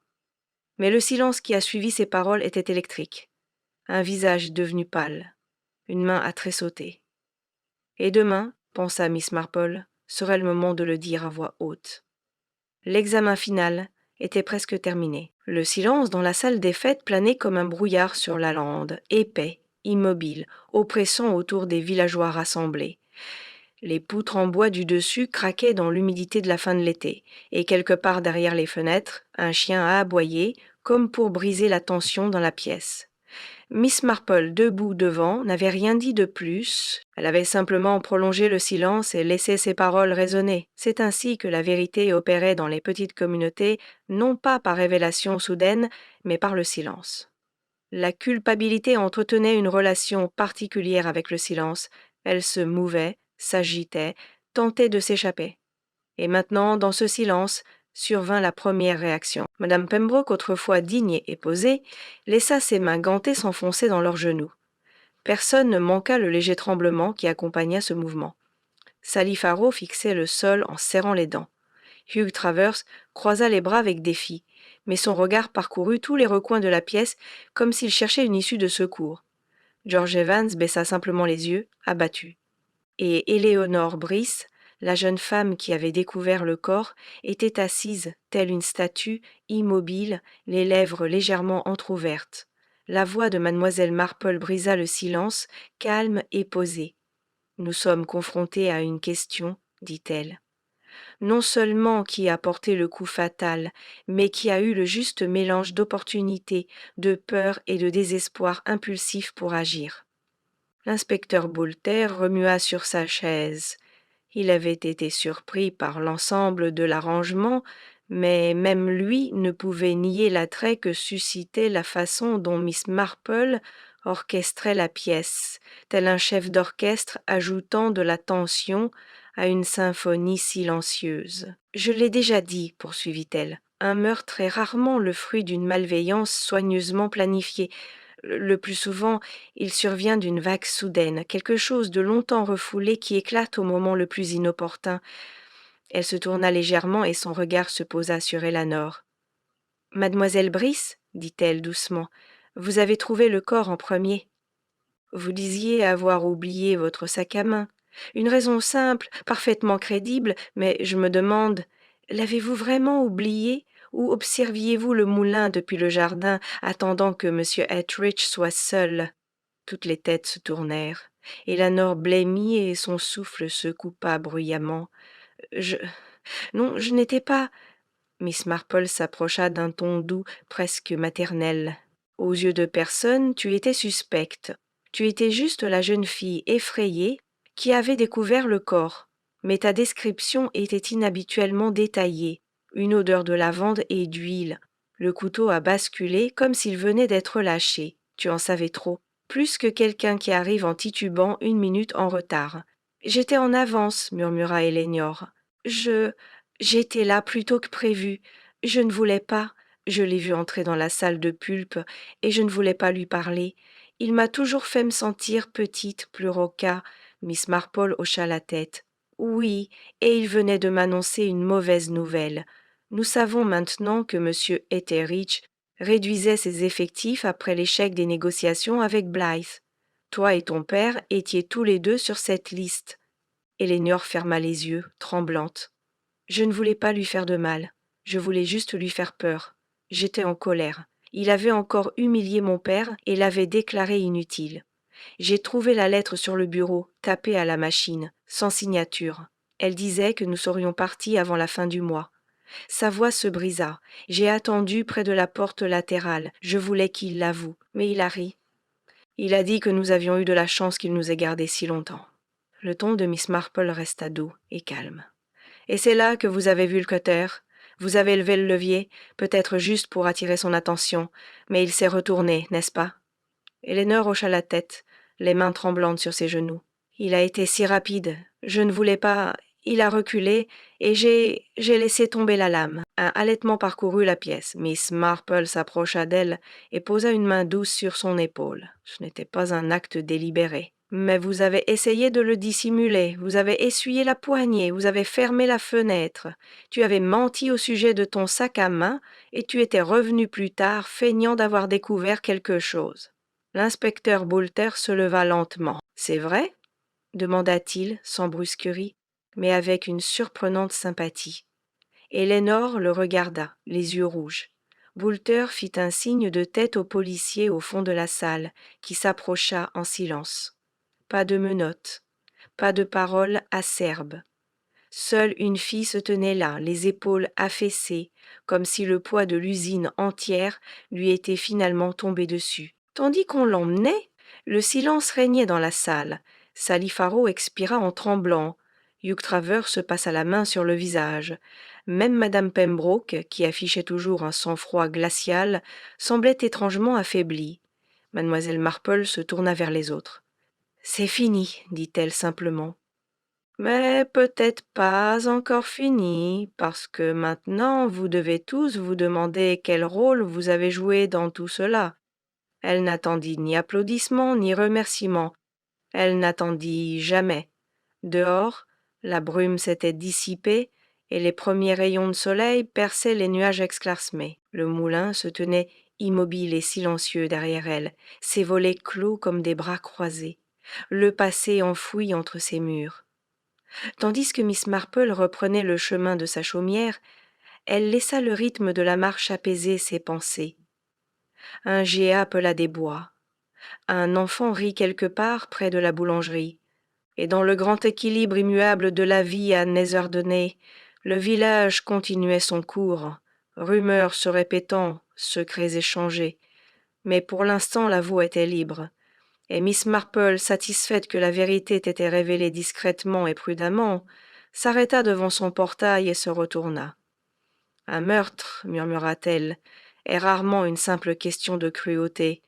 Il s'agit surtout d'être ignoré jusqu'à ce qu'on n'en puisse plus. Beachana, George Eleni, Wiredegen atreviment acheté tout l'aigre, mais si ce que j'ose à l'action fature William, au progrande portant. Elle referma le portail derrière elle et disparut dans la roseraie. L'affaire était résolue. Pourtant, la nature humaine, elle le savait, resterait aussi merveilleusement complexe et terriblement prévisible que jamais. Dans les jours qui suivirent la confession discrète d'Eleanor Brice, l'atmosphère à Netherdeney commença à changer. Pas de façon spectaculaire, ce n'était pas un lieu de grand bouleversement, mais subtilement, comme la marée qui se retire d'une rive rocheuse. On entendait moins de spéculations ouvertes chez le marchand de légumes, moins de regards en coin à l'extérieur de l'église. Les gens parlaient un peu plus bas, marchaient un peu plus lentement, comme s'ils prenaient conscience que leur monde bien rangé avait été quelque peu perturbé. L'arrestation d'Eleanor ne fit pas la une des journaux. Il n'y avait pas de journalistes dans le village, pas de flash, pas d'éditoriaux scandaleux. L'inspecteur était resté silencieux, préférant la discrétion. Il avait décrit l'incident, haine toute honnêteté, comme un accident tragique, aggravé par la panique et la peur. Elle n'avait pas fui, elle n'avait rien planifié, elle avait avoué. Et pourtant, quelque chose s'agitait encore en Miss Marple. Aucun doute, bien au contraire. Eleanor avait porté le coup fatal, c'était clair, mais Miss Marple avait toujours su qu'un meurtre était rarement un incident isolé. L'acte pouvait être commis par une seule personne, mais la cause impliquait souvent de nombreux auteurs, dissimulés derrière des conversations, des trahisons et la lente et silencieuse désintégration de l'âme. Le mardi suivant, elle passa un long après-midi dans son jardin, à tailler des pétales de rose et à arracher le lierre égaré du tronc du vieux pommier. Le ciel avait viré au bleu pâle, et la lumière avait pris cette douce lueur dorée que l'on ne voyait que durant les dernières semaines de l'été. Juliette la chatte était allongée parmi les hortensias, totalement indifférente aux problèmes de l'humanité. L'esprit de Miss Marple, cependant, tournait encore autour des dernières pièces du puzzle, des pièces qui n'étaient pas entièrement expliquées dans les aveux d'Eleanor. Il y avait le buvard manquant, celui avec la trace d'encre partielle. Il y avait le stylo plume, retrouvé sur la berge du canal, trop loin de l'endroit où Eleanor aurait pu le jeter. Et il y avait le silence soigneusement gardé de Sally Farrow. Ce soir-là, elle alla se promener. Pas une de ses promenades d'observation habituelles, mais une promenade réfléchie qui la mena directement au cottage de Sally Farrow. Lorsque Sally ouvrit la porte, elle semblait fatiguée, mais pas surprise. « Je pensais que vous viendriez. » Miss Marple hocha doucement la tête. « Puis-je » Sally s'écarta et la laissa entrer. La même pièce bien rangée l'accueillit, les mêmes coussins moelleux et les mêmes vases savamment disposés. Pourtant, certains signes indiquaient que l'illusion commençait à s'effriter. Une tasse de thé sale, l'ourlet d'un rideau qui se détachait, les petites choses qui se défont en premier. « Vous devez comprendre, » dit Sally tandis qu'elle s'asseyait, « je n'ai pas tué. »« Si, » répondit Miss Marple. « Je n'ai rien fait non plus, » ajouta-t-elle plus doucement. « Non, » dit Miss Marple. « Mais vous avez vu, n'est-ce pas ?» Sally se figea. « Pas tout, » poursuivit Miss Marple d'un ton calme, non pas accusateur. « Vous avez entendu quelque chose, ou peut-être êtes-vous arrivé peu après. Vous avez vu ce qu'elle a fait, et au lieu de donner l'alerte, vous avez changé la scène. » Les mains de Sally se tordirent sur ses genoux. « Il le méritait, dit-elle finalement. Il tourmentait les gens, il utilisait l'information comme une matraque. Il en voulait à tout le monde, même à moi. La photo dans son tiroir, ce n'était pas que sentimental. Il l'avait gardée pour me rappeler que je lui devais quelque chose. » Le regard de Miss Marple s'adoucit. « Mais ce que vous avez fait était quand même dangereux. » « Je sais, » dit Sally. « J'ai rangé le buvard. J'ai pris le stylo sur le bureau et je l'ai jeté dans les roseaux près du canal. Je voulais protéger Eleanor. J'ai vu son expression. »« Elle n'a pas su au début qu'elle l'avait tué. »« Et les taches d'encre sur vos gants ?» demanda Miss Marple doucement. Sally sourit amèrement. « Une erreur. J'avais oublié que j'avais pris le stylo avec eux. Plus tard, j'ai brûlé les gants, mais je pense que vous le saviez déjà. »« Je m'en doutais, » dit Miss Marple. Il y eut un long silence. « Avez-vous l'intention de le dire à l'inspecteur Boulter ?» Miss Marple secoua la tête. « Non, mais je vous demande d'être honnête avec vous-même. Eleanor devra peut-être répondre de ses actes devant la justice, mais une partie de cette justice dépend de la façon dont les autres la traitent. J'espère que vous envisagerez de vous manifester, non pas pour être puni, mais pour clarifier ce qui s'est passé. Au moins pour aider les Brice. » Sally baissa les yeux. « J'y réfléchirai. » Miss Marple se leva et lissa sa jupe. « C'est tout ce que je peux demander. » Lorsqu'elle rentra chez elle, le village lui parut étrangement silencieux. De douces lumières brillaient derrière les fenêtres. Dans le pub, plus calme que d'habitude, on n'entendait que des murmures à son passage. Même la cloche de l'église, sonnant à moitié avec une note légèrement aigre, semblait étouffée ce soir-là. Elle s'arrêta à l'orée de la place du village et regarda le moulin au loin, sa cheminée se découpant sur le ciel lavande. La papeterie Violet avait cessé toute production depuis le meurtre, ses machines silencieuses, ses commandes indéfiniment en sommeil. Certains disaient qu'elle fermait définitivement. D'autres prétendaient qu'elle cherchait un repreneur, peut-être quelqu'un de Blythe. Miss Marple soupçonnait que, d'une manière ou d'une autre, tout ne serait plus jamais comme avant. Et c'était peut-être pour le mieux. Cet endroit avait abrité trop de vérités non dites pendant trop longtemps. Ces murs résonnaient non seulement des échos de la violence, mais aussi de ceux du ressentiment, de la honte, de l'amertume et de l'endurance silencieuse. Dans son cottage, Miss Marple mit sa bouilloire à chauffer et prit un mince volume de poésie sur l'étagère. Debout près de la fenêtre, tandis que la vapeur montait dans l'air, elle observa un couple de hiboux planer silencieusement au-dessus des haies. Puis, avec un soupir ni satisfait, ni fatigué, mais pensif, elle retourna à son carnet vert. Dernière inscription, et Bryce coup accidentel, motivé par la protection du père. 6. Faro, dissimulation de la vérité ancrée dans des obligations passées. Monsieur Etheridge, manipulatrice, secrète, victime mais pas innocente. Cause du décès, non pas un acte isolé, mais une combinaison de plusieurs. Crime véritable, silence. Avec précaution, elle referma le carnet. Il restait un dernier chapitre, mais pas au tribunal. Il s'agirait de la façon dont le village se souvenait et parlait, de la jeune fille qui avait cédé sous la pression et de l'homme qui avait fait plier trop de gens devant elle. Et dans ce souvenir, peut-être, résidait une sorte de justice. Miss Marple leva son thé et le sirota en silence. Dehors, le brouillard revenait. À l'intérieur, tout était enfin rentré dans l'ordre. Le dimanche, qui suivit l'arrestation de Léonard Brice, commença sous un ciel clair et un étrange silence hésitant sur Netherdeney. Ce n'était pas le calme clair et résolu d'un matin de semaine, ni le calme somnolent d'un après-midi pluvieux, c'était le silence qui s'installe lorsqu'un événement a traversé un lieu et laissé son empreinte. Un silence non pas imposé, mais choisi, comme si le village avait collectivement décidé que ce n'était pas un jour de question. Les cloches de Saint-Mildred sonnèrent peu après 10 heures, et à la 15, les bancs étaient aussi remplis qu'ils l'avaient été depuis des mois. Les gens entraient avec une solennité respectueuse, le visage serein, et les mains jointes avec un peu plus d'empressement que d'habitude.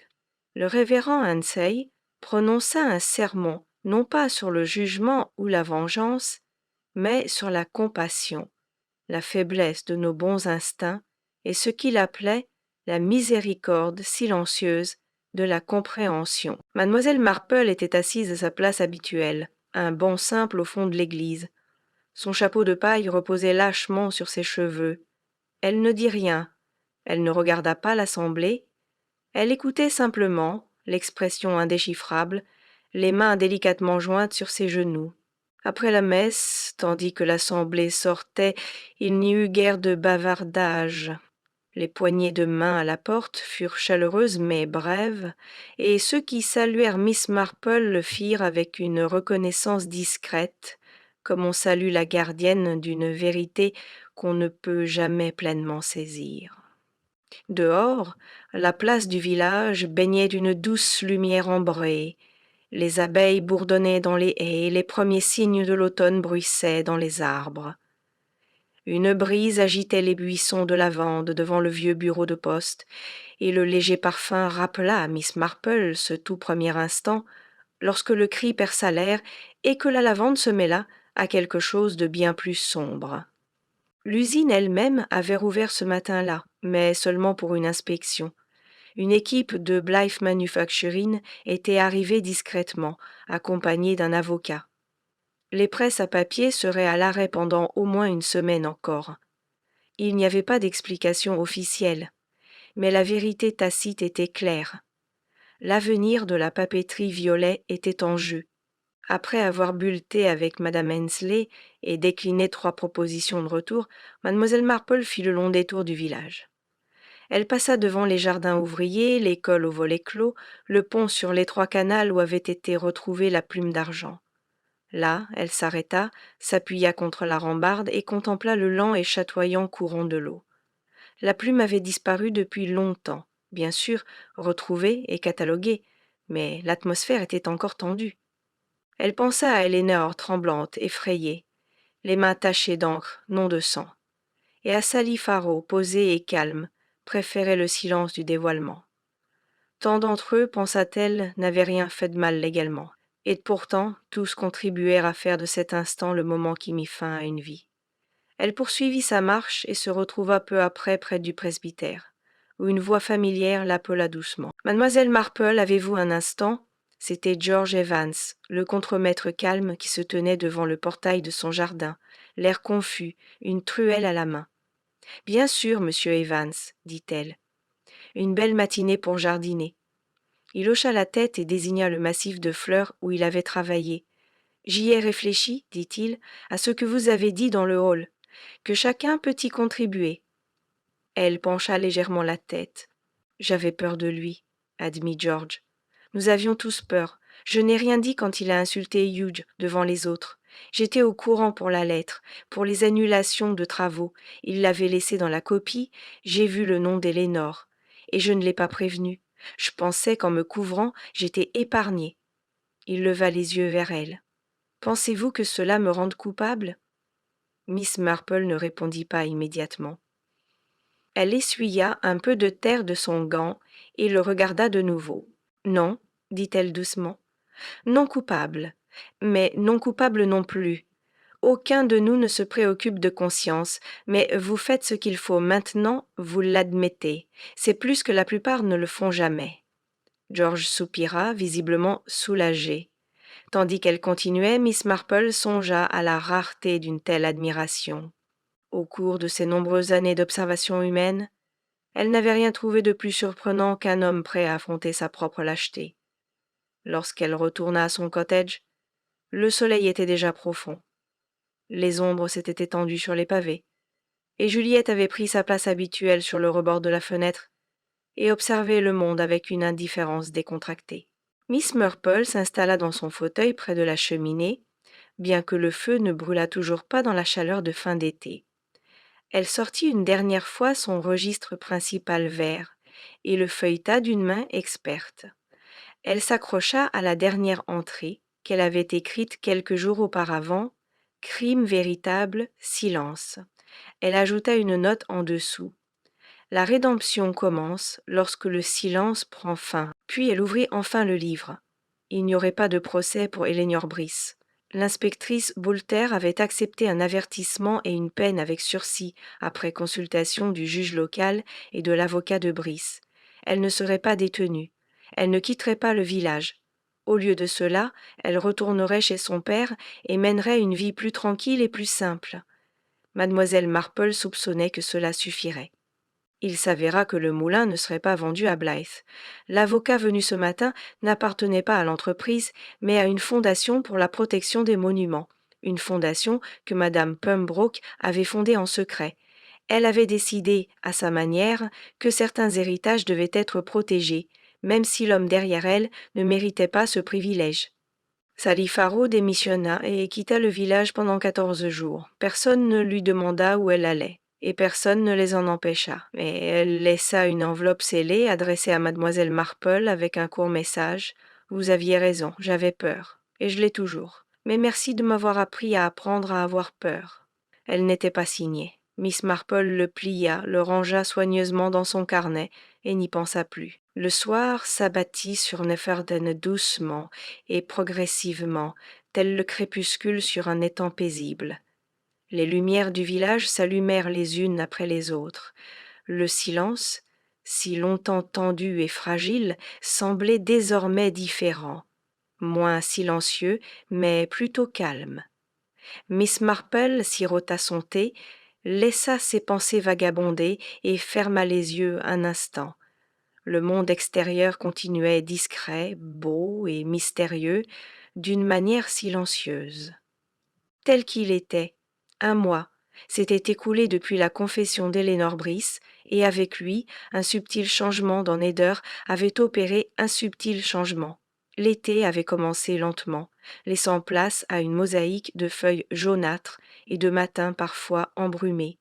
La papeterie violet était désormais plus calme, ses fenêtres reflétaient les rayons dorés de septembre, ses cheminées étaient silencieuses. Mais elles n'étaient pas abandonnées, juste emmagasinées. Au village, le meurtre des conversations quotidiennes avait disparu, comme tout le reste. Ce n'était plus ce qui s'était passé.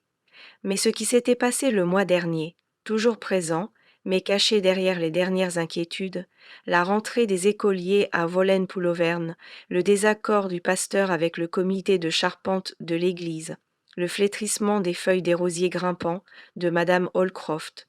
Et pourtant, pour ceux qui étaient directement touchés, rien n'était plus comme avant. Mademoiselle Marple avait reçu une lettre ce matin, manuscrite et sans timbre, pliée dans une enveloppe bleu clair sans expéditeur. L'écriture était anguleuse et soignée. Elle l'ouvrit d'une main calme. « Chère mademoiselle Marple, je relis. Vous avez dit un jour que le papier permettait d'économiser plus qu'on ne le pense. Vous aviez raison. J'ai réussi à tenir mon journal. Depuis, j'écris tous les soirs depuis ce jour à l'usine. Parfois, je n'écris qu'une seule phrase. Parfois, j'écris tout. Je ne sais pas si je me le pardonnerai un jour. Mais j'apprends à comprendre ce qui s'est passé. Vous m'avez donné cet espace pour me souvenir et me ressourcer. Merci pour votre gentillesse. Et pour le fait que vous m'avez clairement reconnu quand je ne savais pas qui j'étais. Sincèrement, Éléonore Mademoiselle Marple a soigneusement plié la lettre et l'a mise entre les côtés d'un vieux livre de jardin à côté de sa chaise. Elle n'a pas eu à le publier ni à l'écrire dans son cahier vert. Certaines vérités n'avaient pas à être capturées, mais simplement reconnues. Cet après-midi, elle est sortie visiter le moulin. Ce n'était pas un voyage sentimental. Mademoiselle Marple n'a pas pensé à visiter des scènes de crime avec une crainte mélancolique, elle était plutôt curieuse. Selon des rumeurs, la fiducie avait envoyé un nouvel administrateur pour visiter le site, une femme du Sud, avec une expérience en protection des monuments. Quand elle a atteint la porte extérieure, elle a découvert qu'elle était déjà ouverte. La somme familière du bâtiment avait disparu, remplacée par le silence naturel du vent qui caressait les arches de briques et l'herbe, qui caressait la pierre. Mais les portes du bureau étaient ouvertes à un écart, et à l'intérieur, elle a remarqué un mouvement. La femme mesurait près d'1,6 5 mètres et portait une jupe en laine grise et un cardigan gris foncé. Elle a lancé dans les livres principaux, les verres de lecture s'assit sur le bout de son nez. « Désolée, » dit mademoiselle Marple avec sa douceur habituelle. La femme leva les yeux vers une manière effrayée, puis sourit. « Bonjour, je ne savais même pas qu'il y avait quelqu'un d'autre. Je suis Margaret Levington. Tu dois être Miss Marple. »« Je suis vraiment. C'est un plaisir pour moi de les connaître, mademoiselle Levington. »« Oh, tout le monde a parlé de toi, » a déclaré Margaret avec un sourire. « Vous êtes devenue quelque chose d'une légende dans notre petit bureau de projet. La femme qui a résolu l'affaire Violette Mill, il vous appelle. » Mademoiselle Marple gloussa tranquillement. « Je ne devrais pas présumer tout l'honneur. C'est une Éléonore qui a dit la vérité. Je n'ai posé que les bonnes questions. » « Il s'agit d'une compétence qui n'en a pas beaucoup, » a déclaré Margaret et a indiqué les fichiers. « Je vérifie actuellement les installations de l'usine. La préservation des monuments envisage des ateliers de papier partiellement rouverts, un petit musée et peut-être un centre communautaire dans l'extension arrière. » Mademoiselle Marple a regardé autour de lui. « Ce serait une conclusion digne, je pense, pour rendre la maison à nouveau utilisable. »« Oui, » dit Margaret, « un lieu de production sans cruauté. Des histoires sans contraintes. Mademoiselle Marple hocha la tête et son regard se dirigea vers les étagères qui étaient autrefois remplies de livres principaux. « Serait-ce quelque chose si je m'asseyais un instant ?» elle a demandé. « Pas du tout, s'il vous plaît. » Mademoiselle Marple s'est assise sur la fenêtre avec le dos à la lumière et a regardé à nouveau la pièce. Il avait maintenant l'air moins strict. La tension s'était détachée. Il restait de la brique, du bois et du silence. Mais maintenant un silence plus doux. « Vous savez, dit-elle après un moment, je n'ai jamais aimé M. Etheredge. » Margaret leva souvent un sourcil. Il était intelligent, cueillait des secrets tels que des timbres sans deviner qu'ils pourraient brûler. C'était le fardeau qu'ils ont apporté avec eux, l'accumulation de ces secrets, la façon dont ils ne faisaient plus tant que quelqu'un ne pouvait plus. Elle regarda par la fenêtre. Point. Nous supposons souvent que le meurtre est créé en cachet, mais le plus souvent, il grandit juste devant nos yeux dans de petites humiliations, dans une douleur ignorée, pour dire assez dans l'incapacité des autres. Margaret hocha lentement la tête. « Nous n'écrivons pas que dans le cas des rapports. »« Non, » a déclaré Miss Marple. « Mais nous devons nous souvenir de quelque chose comme ça. » Après un certain temps, elle s'est levée, a remercié Margaret et est allée sans trop de bruit. Le soleil avait commencé à couler à l'horizon, et le chemin du retour était jonché de longues taches d'or et d'ombre. Lorsqu'elle a dépassé la boulangerie, M. Hatch a tapé son chapeau. Les enfants se sont poursuivis devant la fontaine. Et quelque part au loin, un tuyau sonnait, un souvenir de la vie antérieure du moulin, qui résonnait maintenant dans une clé différente. Mademoiselle Marple s'est de nouveau arrêtée au pont du canal, les mains se reposant légèrement sur la balustrade en fer. L'eau coulait lentement sous elle, comme toujours. Indifférent, calme. Elle pensa à Éléonore, à Sally, à toutes les personnes qui étaient encore en vie après tout ce qui s'était passé. La justice, pensait-elle, avait été pratiquée. Pas la façon dont qui a été trouvé dans les gros titres ou qui a été transmis par des vélos en acajou, mais de la manière la plus calme. Le chemin, le enseigner.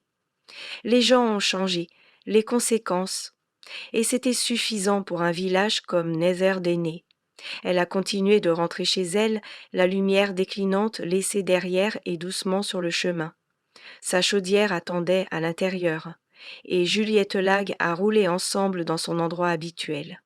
Demain, elle pourrait enfin s'asseoir et terminer sa broderie, mais elle se reposerait ce soir. C'était calme dans le moulin maintenant. L'histoire était terminée, et il y avait à nouveau la paix dans le village. Une semaine après sa visite à Violet Papermill, mademoiselle Marple a reçu une lettre très inattendue. Il est venu avec le Morning Mail, livré par le jeune Timothée du bureau de tri.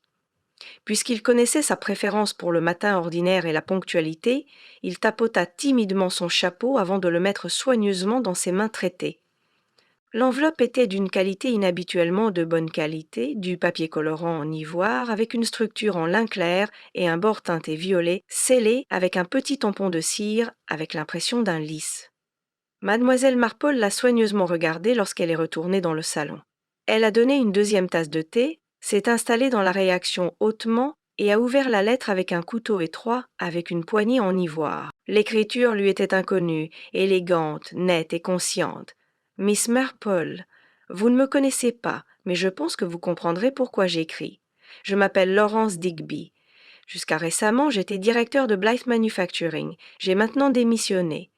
Pas par honte ou obligation légale, mais pour des raisons qui seront claires à la fin de cette lettre. J'étais l'homme qui avait conduit la prise de contrôle du papier macabre violet. J'ai envoyé des agents, envoyé des lettres, et je dois admettre qu'aujourd'hui, j'ai essayé de faire pression sur divers moyens contraires à l'éthique. À cette époque, je ne savais pas à quel point la putréfaction de l'usine sous la direction de M. Etheridge, et je n'ai pas compris ce que mes manipulations déclencheraient. J'ai été amené aux oreilles que vous avez contribué aux événements de Netherden. Vous les avez gérés avec grâce, discrétion et perspicacité. J'ai maintenant entendu votre nom prononcé avec une certaine crainte. J'espère que vous me pardonnerez ce trouble. Mais je veux toujours vous excuser auprès de vous. Pas le village, pas l'entreprise, mais l'idée que nous pouvons détruire des endroits avant de comprendre leur signification. Le moulin n'est pas acquis par Blythe. J'ai pris soin de ça. Un fonds municipal sous la direction de sa Miss Levington est maintenant le seul propriétaire. J'ai personnellement contribué à leur reçu. Il n'y a pas de nom. Aucune explication n'est faite. Je n'ai pas besoin d'un remboursement. Mais j'ai dû reconnaître la culpabilité. Veuillez accepter mes remerciements de nous avoir rappelé que les lieux préservent les souvenirs et les gens. Sincèrement, Laurence Digby, mademoiselle Marple a lentement plié la lettre et a regardé dans la cheminée, dans laquelle aucun feu n'a brûlé. Elle n'a pas ressenti une satisfaction, seulement le sentiment silencieux que la feuille du nombre était finalement devenue plus courte. Ce quelque chose de toxique a été nommé, reconnu et fait pour disparaître. Elle a mis la lettre sous le livre du jardin à côté de la lettre d'Éléonore et s'est levée pour maintenir ses dahlias. La lumière de la fin de l'après-midi est tombée à travers la fenêtre, qui était recouverte de rideaux en dentelle, et reflétait l'argent dans ses cheveux et le scintillement du tau qui était toujours accroché aux fleurs. Plus tard dans la journée, elle est retournée dans la zone verte. Comme toujours, les villageois ont suivi leurs choses de tous les jours amers. Holcroft regarda trop souvent son horloge de poche. Les Haines Street Twins ont couru le long de la ruelle étroite avec leur vélo, et Madame Priddy est sortie de la boutique du boucher avec un léger triomphe après avoir obtenu un morceau de viande particulièrement indiscipliné. Dans The Crown and Chief, la conversation était passée du meurtre à des sujets plus familiers. La météo, les résultats de joueurs de cricket et la question de laquelle le chat avait embarrassé le plus frappant la veille. Même le souvenir du moulin violet a été un peu décoloré en raison de la distance et de la réduction. Cela faisait maintenant partie de la structure. Un fil sombre, certainement, mais un parmi beaucoup. Mademoiselle Marple a continué vers le canal, où l'air sentait toujours légèrement le cresson et la rouille de la fontaine, et a souvent révélé des choses silencieuses. La banque là-bas, qu'elle avait souvent utilisée pendant ses pensées, était déjà occupée. Sally Farrow était assise là, les bras croisés sur les genoux, le bouton du manteau malgré la chaleur. Mademoiselle Marple s'est approchée sans pause. « Puis-je m'asseoir avec toi ?» Sally leva les yeux. Elle semblait en quelque sorte plus âgée. Ses traits du visage étaient tirés à l'intérieur, comme si quelqu'un était repensé de l'intérieur. Mais sa voix était ferme. Bien sûr. Ils se sont assis en silence pendant un certain temps. L'eau ondulait doucement sur le rivage. Les canards ont glissé sur la surface, quel que soit le passé. J'ai accepté un emploi à Sussex, a déclaré Sally. Un site de bureau, calme, pas d'engagements qui vont au-delà des éléments essentiels. C'est exactement ce dont j'ai besoin, je pense. Mademoiselle Marple hocha la tête. Et la vérité? Les emmenez-vous aussi avec vous? Sally baissa les yeux. J'ai écrit une lettre à Éléonore. Je ne l'ai pas encore envoyée. Mais je le ferai. Je ne sais pas si ça me pardonnera. Le pardon est une chose difficile, a déclaré mademoiselle Marple doucement. Mais il ne peut être accordé que si la vérité est connue. Je sais, chuchota Sally. C'est pourquoi je l'envoie. Ils sont restés assis pendant un certain temps jusqu'à ce que le soleil coule derrière les arbres et que le vent porte l'odeur de crochet sur l'eau. Lorsque mademoiselle Marple est rentrée à la maison, elle ne se sentait pas déprimée, mais fondée. Comme si le fardeau de l'affaire, ses fils et Choc s'étaient finalement installés en bas de la mémoire où il appartenait. Ce soir-là, elle a reçu une dernière visite. Le révérend Ainsley, une canette de sablé dans sa main dans son manteau brun habituel et nerveusement, est apparu, inopiné, mais pas importun.